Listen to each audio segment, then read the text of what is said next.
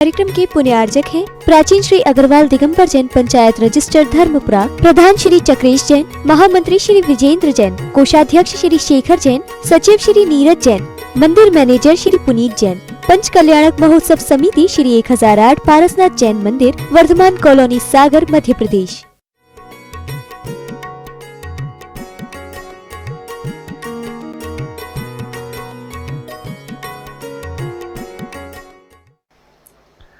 जीवन संघर्षमय है, उसे आप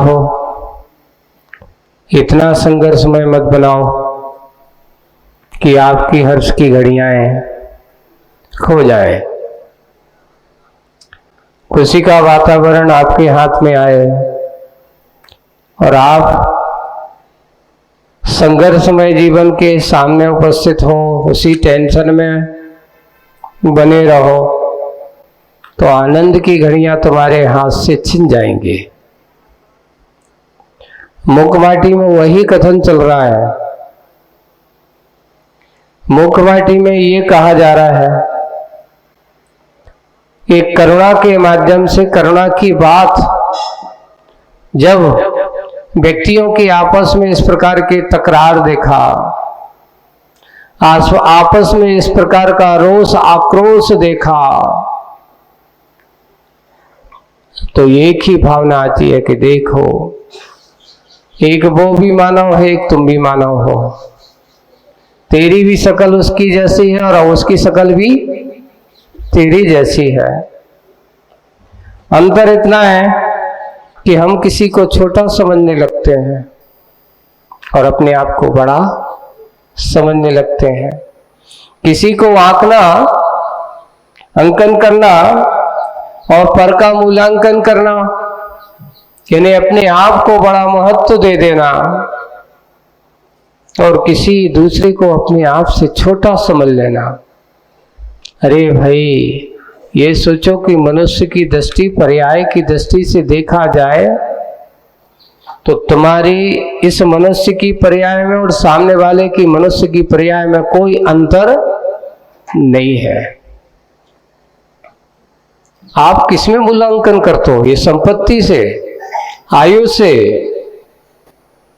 अरे आयु से छोटा बड़ा हो सकता है, लेकिन पर्यायगत विशेषताओं को देखा जाए तो कोई भी छोटा बड़ा नहीं होता। इसलिए हम किसको आंकना है, किसको समझना है? आज यही है कि हम पर को एकदम छोटा बना लेते हैं और अपने आप को बड़ा समझ लेते हैं। उसका परिणाम ये हुआ कि आपका ये जीवन कैसा हो गया? रण क्षेत्र बनाया। तो यहां मुखमाटी में कहा, इस जीवन को रण क्षेत्र मत बनाओ। आपका ये जीवन बहुत मूल्यवान है। इन जो बेटे हैं इनको बिठा तो लो, रैंप पे दौड़ लगा रहे। अपने जीवन को एक क्या बनाओ? एक शांत वातावरण। तो यहां कह रहा है, प्रकृति माँ ने कहा मन हाँ, माँ का मन मत दुखाओ। माँ की बात ममता है। जब किसी की पीड़ा, दो भाई हो, आपस में हो, एक भाई दूसरे भाई के ऊपर जब आक्रमण करता है तो माँ का मन कैसा होता है कि देखो, जिनको मैंने जन्म दिया, जिनको मैंने सब कुछ पाला पोसा बड़ा किया, आज वो आपस में दोनों लड़ रहे हैं। मेरी दृष्टि में कौन दोनों में अंतर नहीं है, पर उस माँ के मन में पीड़ा के भाव होते हैं। माँ के मन की पीड़ा समझना, उस समय वो सोचती है कि आखिर मैंने कौन सी गलती कर दी जो आज दोनों भाई आपस में इतने संघर्ष में है, इतने आपस में आक्रोशमय दृष्टि भरे हुए हैं। आक्रोश नहीं, प्रतिशोध नहीं है। इसलिए माँ कहती है, भाई कि इतने प्रकृति माँ का मन ना दुखाओ, आप इसको दुखाने की कोशिश मत करो। आगे बढ़ते हैं, पेज नंबर 150 पर अपन मुखमाटी में, जीवन जगत क्या? जीवन जगत क्या? सोचो, विचार करो, तुम्हारा जीवन क्या है, ये जगत, ये संसार क्या है। प्रश्न दिया है, दोनों के बारे में चिंतन करना, विचार करना। जीवन जगत क्या, आशय समझो, आशा जीतो। क्या समझो? आशय समझो और आशा जीतो। अपने अंदर की आशा इच्छाओं को जीतो और इस संसार के स्वरूप को, अपने जीवन के स्वरूप को समझने की कोशिश करो कि तुम्हें मनुष्य पर्याय मिली किस लिए मिली? लड़ने झगड़ने के लिए? किसी को गाली देने के लिए? किसी को बुरा कहने के लिए? नहीं, ये आपका आशय सही नहीं है, वही है। और संसार आशा हो, आशा जीतो। किसको जीतना है? ये जिसके कारण से आदमी की इच्छा है बहुत, ये चाहिए, वो चाहिए, ये लाओ, वो लाओ, इसको जीतो। और आशा ही को पासा समझो। पासा है ना, बांधने वाला फांस है ना। आशा फांस महा दुख दानी, आप कहते हो ना, इच्छा ये पास है, बंधन में डालने वाली है, आपको पराधीन करने वाली है। ये पासा के समान है, कब कहां कैसे किसके किस रूप में बैठ जाए कोई भरोसा नहीं है।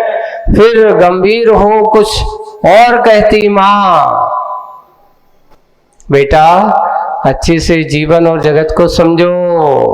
आगे ये कहा, आशय समझो, आशा को जीतो और आशा ही को पासा समझो। ये तेरे लिए अच्छा नहीं है। तत्वार सूत्र में एक बहुत अच्छा सूत्र दिया है, संवेग और वैराग्य जगत काय स्वभाव हुआ, संवेग वैराग्यार्थम। ये सूत्र बहुत छोटा नहीं है, उनके लिए है जो वास्तविक जीवन के रहस्य को समझना चाहते हैं, जगत के स्वरूप को और काय के स्वरूप को। तुम्हारा ये शरीर का स्वभाव क्या है और ये संसार का स्वभाव क्या है। जिसने इन दोनों के स्वभाव, और कुछ ज्यादा दूसरों को समझने की कोशिश मत करिए, आप तो इस संसार का स्वरूप देखिए, कौन कहां कैसा कितना कित रूप में कितना क्या परिवर्तन हो रहा है, कब कहां किसके क्या हो जाए। एक अपने यहां कहावत चलती है, जहां कभी कोई नहीं जाता था वहां आज हजारों की संख्याओं में लोग तांता लगाए बैठे हैं। वो कहते बुंदेल घूरे के भी दिन फिरत है ना। अपन कहते ना बुंदेलखंड में कि ऐसे भैया कोई कभी किसी को कम मत समझो, कभी कभार घूरे के भी दिन फिरते हैं। जहां कचरा पड़ता था, जहां कोई जाना पसंद नहीं करता था, आज वहां लोग कहते सबसे ज्यादा पसंद करते हैं। यही जो क्षेत्र आप देख रहे हो, पहले सुभाष नगर वाले कहते थे ये करीला में रात पे आवे में डर लगत, तो यहाँ पे सुभाष नगर के आगे रेलवे फाटक के ये तरफ पे आना, लोग कहते काय को जाने होते थे रात में, चोर लुटेरे लुट जाएंगे। आज लोग कहते हैं कि सबसे ज्यादा लोग भाग रहे हैं, तो कहाँ भाग रहे हैं? करीला वाले रोड पे ही आ रहे हैं। मंडी आ गई, बढ़ते ही जा रहे हैं, बढ़ते ही जा रहे हैं। क्या होता है ये संसार की जगत की विचित्रता, कब कहां किसकी मानसिकता क्या हो। एक जय कीर्ति महाराज का एक उदाहरण पढ़ा था मैंने, दक्षिण भारत का। एक दिन वो निमित्त ज्ञानी, उनको इस प्रकार का आभास होता था, इस प्रकार के निमित्त ज्ञानी थे। महाराष्ट्र में एक जयसिंहपुर आपने नाम सुना होगा, ये सांगली के आसपास है, वहां पर जयसिंहपुर करके। और कहते हैं एक दिन विहार करते हुए महाराज जी वहां जा रहे हैं, बिहार है, झाड़ियां, झाड़ झारखंड है, और जब वहां पर महाराज गए तो उन्होंने कहा कुछ समय बाद इस जगह पर बहुत बड़ा नगर बसने वाला है, इस धरती का विशेष पुण्य उदय होने वाला है। कैसे, क्या होगा? तो एक बहुत बड़ा नगर बसने वाला है, उस समय क्या होगा? कुछ समय बाद ऐसी एक कोई घटना हुई वहां पर कि कोई वहां पर एक नदी के ऊपर बांध बंधा। देखिए वहां के जन समाज और बहुत सारे लोग गांव के, और जब बांध बंधा लोगों में चर्चा हुई कि एक बार नहीं, कुछ समय पहले महाराज ने यहां पर क्या कहा था कि यहां पर बहुत बड़ा नगर बसने वाला है। और जब वो परियोजना चालू हुई तो वहां आसपास के जो छोटे मोटे गांव थे सारे के सारे किस में आ गए? डूब में आ गए। डूब में आ गए तो वो जगह जो थी वहां पर बसाया गया। तब वहां के जो कार्यकर्ता वहां के कहा, उन्होंने ला करके कहा कि देखो ये बात होती सच्चे मुनि राजाओं की मन की बात। उन्होंने आज से इतने साल पहले कह दिया था कि इस जमीन पर बहुत बड़ा नगर बसने वाला है। इसलिए जब ये सुना और उस नगर का नाम जयसिंहपुर रख गया। जय कीर्ति महाराज थे उनका नाम था, नाम भी उनका उसी नाम से पड़ा है वो। और कहते आज भी कई लोग वहां पर उनके घरों पर, उन महाराज की घरों पर फोटो होती है, उनकी फोटो होती है। वे क्या करते हैं, किसी ने ऐसा मुझे सुनाया था आकर के कि आज वो दक्षिण भारत में उस गांव में कई लोग ऐसे कोई बीमार हो जाएं, वहीं पे उनकी समाधि हुई है या कुछ हो जाए तो वहां समाधि पर जाते हैं और अपनी पूरी बात कह करके आते हैं। पता चलता कुछ दिन बाद उनकी बीमारी दूर हो जाती है। घर घर में फोटो होगी उनकी वहां पर। तो ऐसे ही भी कभी कभार संसार में कहाँ कौन सा परिवर्तन हो जाए कोई भरोसा, कहाँ कौन सा आवाज, कौन सा बिहड़ हो जाए। अपने यहाँ दूसरी बात नहीं, यहाँ पर थोड़े दूर जाते हैं, यहाँ पर ये केरवना के पास एक पंचम नगर था, बहुत बड़ा गांव था। वो कहते हैं वहां पर 500 घर की जैन समाज थी। आज भी मंदिर वहां खड़ा हुआ है, शिखर वाला मंदिर है, खाली पड़ा हुआ है इसको। मंदिर भगवान वहां से खाली करके चले गए। हुआ ये कि कैसे हुआ, तो नदी के किनारा है, यही नदी वहां से बहती हुई जा रही है। एक आकस्मिक ऐसा एक बार ऐसी बाढ़ आई कि सारा का सारा गांव किस में चला गया, उसमें बहाव में, डूब में आ गया। बहुत सारे लोग घर छोड़ छाड़ करके भाग गए हमेशा के लिए। आज वो भी अभी देखते हैं वहां विशेष मिलते हैं कि पहले यहाँ पर बहुत बड़ी बस्ती, आज एक भी घर नहीं है। पंचम नगर के नाम से था, कोई आसपास चले गए। यही है कि कब कहाँ कौन सा परिवर्तन हो जाए। मंदिर है, खड़ा हुआ है अभी भी मंदिर, यानी स्टेचू खड़ा हुआ है, शिखर भी दिखता है दूर से। अपन जब नैनागिर जाओ, रास्ते में केरवना से आप नैनागिर जाते हैं तो रास्ते में वहां से पंचम नगर की दूर से ही उसका शिखर दिखाई देता है। तो वहां से 4-5 किलोमीटर अंदर जाना पड़ता है जंगल में से, तो वहां पर है। तो ऐसे ऐसे भी दशाएं होती है, कब कहाँ कौन सा क्या परिवर्तन हो जाए कोई भरोसा। इसलिए जगत के स्वरूप के बारे में सोचना, ये अंतरंग जगत और बहिरंग जगत दोनों में बहुत अंतर होता है। अंतरंग जगत आपके अपने कर्मों का है, परिणामों का है। बाहर का जगत ये रूप रंग का है। एक समय वही भाग्योदय था और आज आने वाले समय में भाग्योदय की जब ये सर्वतोभद्र देखेंगे तो लोग कहेंगे वाह, विश्व का अद्भुत आश्चर्य, विश्व का अद्भुत आश्चर्य होगा। वास्तविक रूप से कई लोग अभी उनको लग रहा है कि बड़े बाबा का मंदिर जो है उसकी क्षेत्रफल में और उसके क्षेत्रफल में डबल अंतर है।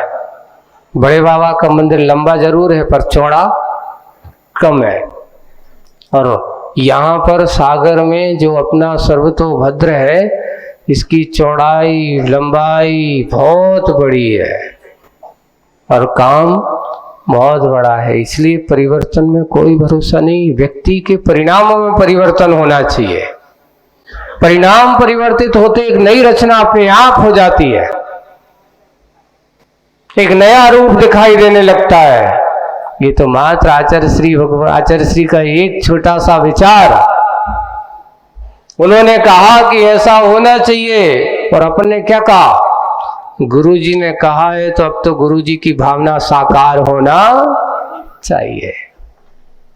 और वही हुआ कि आचार्य श्री ने भाग्योदय का कहा तो आज भाग्योदय पूरा सारा क्षेत्र बुंदेलखंड पूरा कवर करते, यहाँ तक मध्य प्रदेश पूरा कवर हो रहा है। अब सोचो यहाँ के लोग भोपाल जा रहे हैं, अभी कुछ दिन भोपाल वाले भाग्योदय आ रहे थे।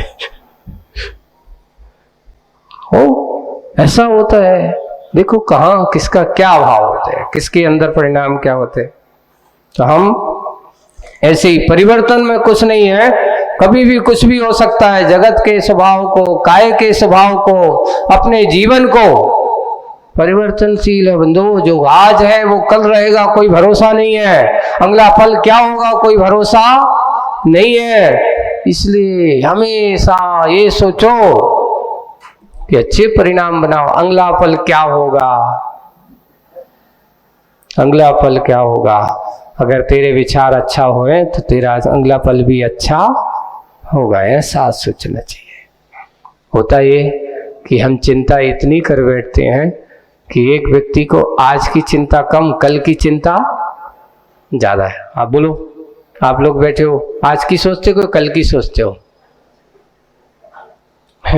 एक सूत्र मिला था बहुत अच्छे। एक बार ऐसे ही आचार्य श्री से कहा कल ऐसा करना है, कल ऐसा हो जाएगा तो अच्छा रहेगा। तो आचार्य श्री बहुत अच्छा शब्द कहते हैं, ये बात कहो, अक्ल वाले कल की चिंता, और भी अकल वाले क्या करते हैं, जिनकी अकल अच्छी है वे कल की चिंता नहीं करते, और जिनकी अकल नहीं है कोई में लग रहे थे कल का हुई है, कल का करना है। आपन अकल वाले बनो, कल कल में किलकिल में मत करो। होता है जो कल कल में पड़ा है सो किलकिल में पड़ा है, जो आज को जीता है वही सही आनंद होता है, वही है जीवन जगत। इस सूत्र को समझने की कोशिश करिए। ये हमारा सगर स्वरूप क्या है, इसकी आशा समझो, आशा को जीतो, आशा ही पासा समझो। गंभीर हो और कहती माँ करुणा, रोने से यदि तुम्हारा मुख खिलता हो। देखिए समझा रही है, अगर रोने से तुम्हारा मुख खिलता हो, सुख मिलता हो तुम्हें, तो लो मैं रो रही हूं।